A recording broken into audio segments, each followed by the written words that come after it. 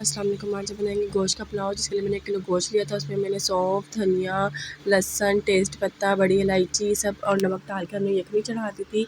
यखनी चढ़ाने के बाद मसाला रेडी कर रहे थे। मसाले के लिए मैंने प्याज ब्राउन की थी, लाइट ब्राउन प्याज की थी। उसके बाद हमने उसमें साबुत गर्म मसाले ऐड किए थे, टमाटर, कुटी हुई मिर्चें, पिसा हुआ गरम मसाला, नमक हस्ब ज़रूरत लिया है और हरी मिर्चें बीच में से काट के मैंने, और लहसुन अदरक का पेस्ट। ये सब चीज़ें ऐड करके हमने मसाला अच्छे से भून लिया था। यहाँ हमारा मसाला रेडी हो रहा था, वहाँ हमारा गोश्त गल चुका था। ये देख सकते हैं, मैं आपको तोड़ के दिखा रही हूँ। बोटी बिल्कुल ही सॉफ्ट हो गई थी, बहुत अच्छे से हमारा गोश्त गल गया था। और इसी यखनी में हम पुलाव बनाएंगे। उसके बाद मैंने गोश्त डाल के अच्छे से गोश्त को भून लिया था मसाले में। ये हमारा गोश्त भून रहा था मसाले के साथ ही, ताकि थोड़ा सा गोश्त ब्राउन सा हो जाए और अच्छा सा लगता है लाइट ब्राउन सा मसाले के साथ। टेस्ट भी आ जाता है गोश्त में ना, तो इसलिए हमने इसको अच्छे से भून लिया था मसाले के साथ।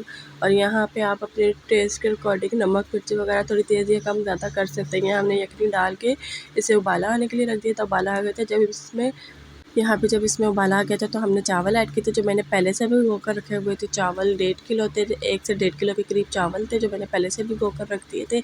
यहाँ पे आप देख सकते हैं कि मैं इसको ऐड कर रही हूँ यखनी में। जो यखनी थी ना गोश्त की, वो हमने ज़ाया नहीं की थी, उसी यखनी में हमने अपने चावल ऐड कर दिए थे, और उसी से बड़ा टेस्ट आएगा आपके चावलों में, आप देखिएगा। और ये देखें हमारे चावल माशाल्लाह कितनी खूबसूरत लुक में ऐसे आ रहे हैं। अल्लाह की शान और बरकत है। और ये थी इसकी कुछ फ़ाइनल लुक। यहाँ पे ये दम खोला था मैंने, और ये थी इसकी फ़ाइनल